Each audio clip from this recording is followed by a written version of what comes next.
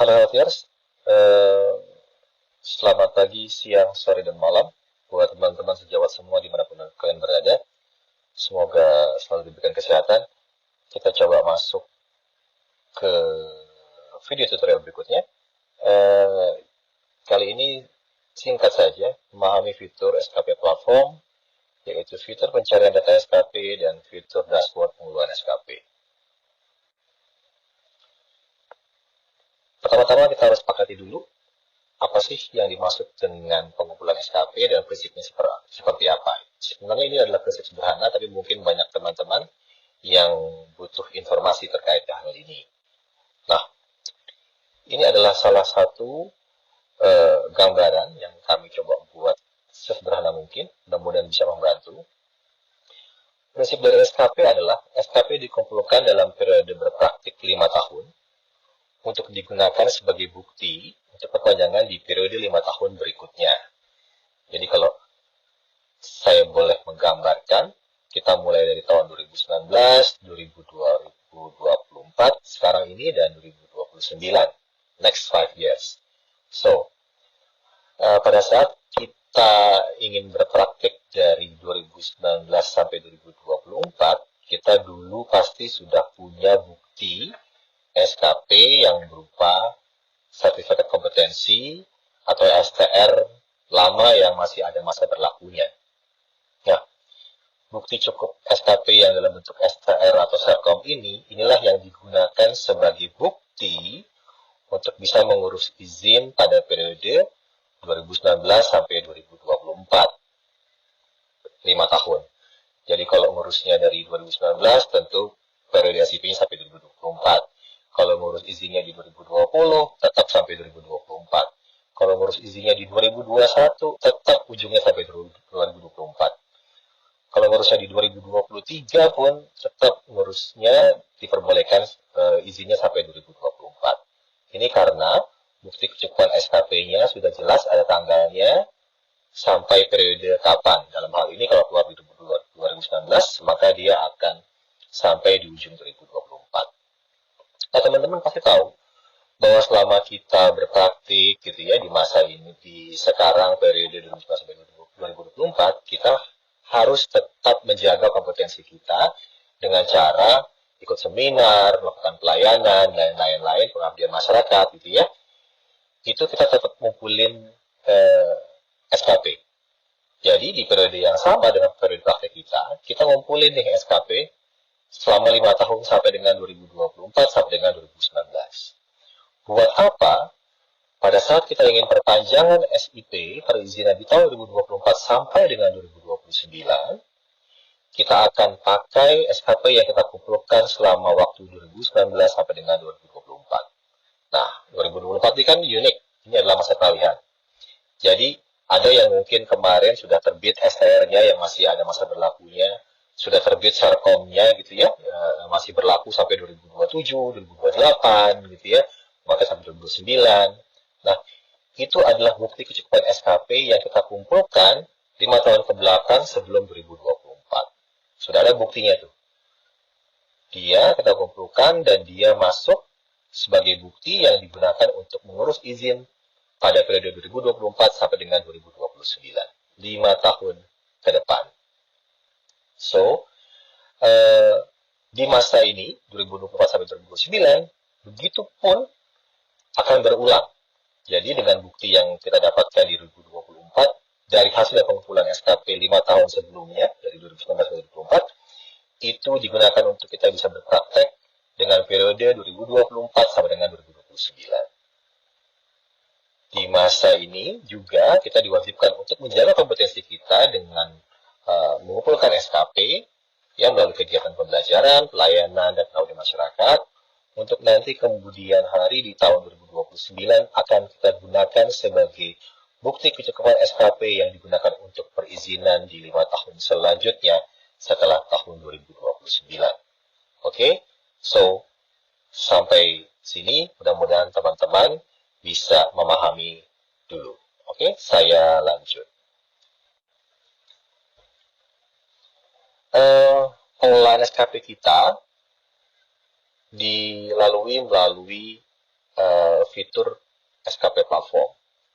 Fitur-fitur yang ada pada SKP platform. Ada fitur pencarian data dan ada fitur pengolahan data-data SKP sendiri.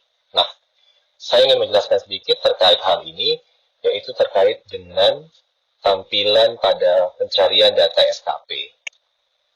Nah, di sini ternyata banyak teman-teman yang belum paham, kami mohon maaf dan semoga ini bisa memperjelas.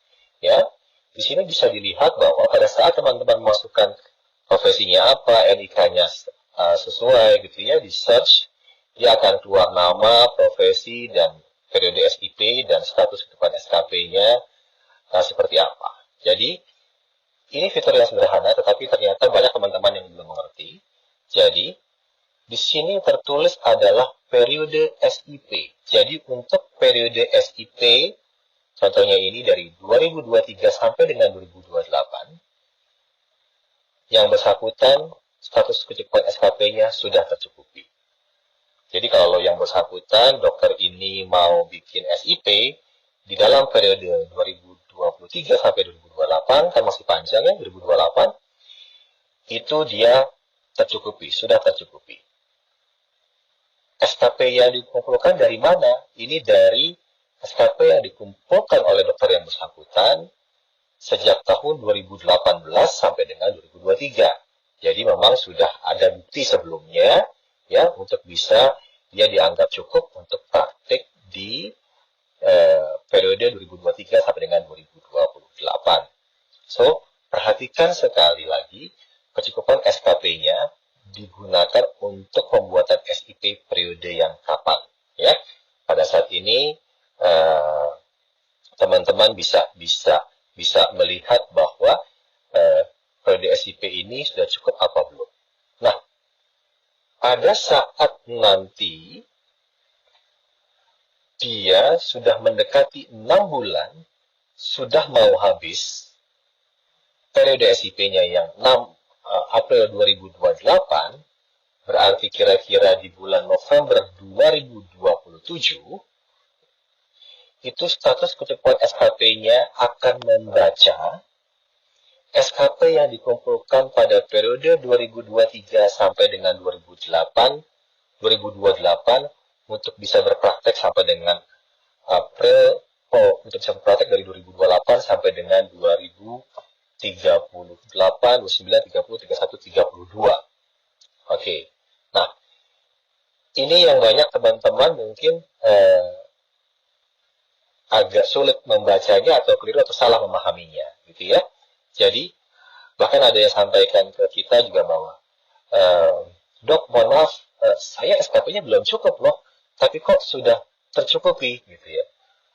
Padahal yang dia baca adalah tercukupi untuk periode SIP yang ini. Jadi nanti saya jelaskan lebih lanjut di belakang, ya. Ada contoh-contoh yang bisa lebih jelas untuk menjelaskannya. Saya lanjut.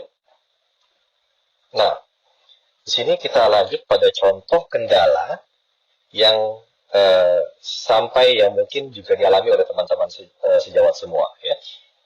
Kami mohon maaf sekali lagi sebelumnya karena mungkin penjelasannya belum secara masif tersosialisasikan. So, ini contohnya seperti ini. Jadi, yang bersangkutan datang ke kami menyampaikan bahwa, dok, sebelumnya SKP saya sudah tercukupi. Bisa dilihat di sini ya. Tercukupi. Lalu kemudian sekarang pada saat saya ingin perpanjang SIP saya, tiba-tiba dia berubah menjadi tidak cukup, dok. Ini kenapa? Apakah ada sistemnya yang salah? Ya. Sekali lagi, perhatikan cukup SKP-nya untuk periode kapan dia bisa berpraktik. Nah, waktu yang bersangkutan print kecukupan SKP dia cek pertama kali, benar tercukupi, tapi untuk periode SIP yang bersangkutan berpraktik 2019 sampai dengan 2024. Nah, jadi mungkin yang bersangkutan ini print atau cek di bulan Januari, ya, atau mungkin tahun lalu Desember, di Januari atau Februari. Jadi belum genap 6 bulan sebelum Agustus, ya, di Januari kemungkinan. So, pada saat sekarang dia mau berpraktik, mau memperpanjang izin praktiknya, tiba-tiba berubah menjadi tidak tercukupi. Di sini bisa dilihat periode SIP-nya sudah berubah dari 2024 menjadi 2029. Pertanyaannya adalah, kenapa nggak cukup? Kami menanyakan kembali, apakah dokter mengumpulkan SKP dari 2019 sampai 2024 dan apakah sudah cukup, dok? Dan inilah yang ternyata memang belum cukup dari yang bersangkutan jumlah SKP-nya. Sehingga data yang diberikan oleh profesi ke kami masih data yang dokter yang bersangkutan itu masih kurang. Sehingga pada saat ingin berpanjang dari 2024, Agustus 2024 ke 2029, ya memang belum cukup, sehingga yang bersangkutan harus memenuhi dulu kecukupan SKP-nya. Jadi, perhatikan periode SIP dan kecukupan SKP-nya, gitu ya, itu untuk periode SIP yang mana. Karena ini bisa bikin teman-teman jadi kaget, gitu ya.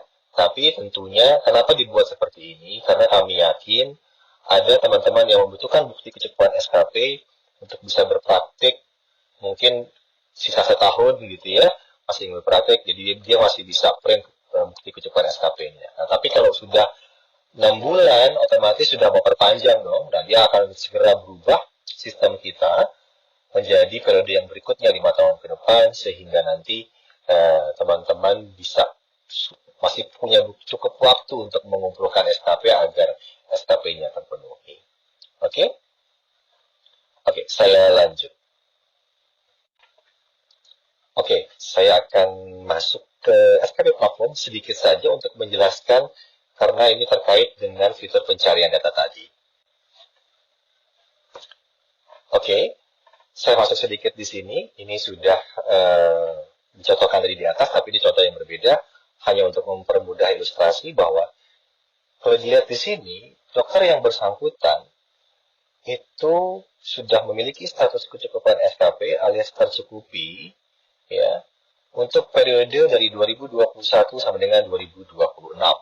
Jadi, teman-teman sejawat semua, tenaga medis, tenaga kesehatan bisa lihat bahwa di sini dia sudah tercukupi. Tetapi ternyata yang bersangkutan protes sama kita bahwa, dok, saya itu belum tercukupi loh SKP saya. SKP saya masih jauh dari cukup. Oke, ini kenapa terjadi? Karena beliau masuk ke dalam, dia tahu SKP yang dia kumpulkan sekarang itu belum cukup sebenarnya. Tetapi sekali lagi, perhatikan. Prinsip yang pertama kali disampaikan tadi bahwa SKP yang dikumpulkan saat ini adalah SKP untuk bukti kecukupan di periode 5 tahun yang berikutnya, yaitu untuk periode 2026 sampai 2031. Ya. So, yang sekarang bingung, karena pada saat masuk ke dalam dashboard SKP platformnya, dia lihat, saya masih 33 nih, masih 33, ini adalah contoh ilustrasi saja, masih 33 dong. Tapi kenapa di pencarian tercukupi?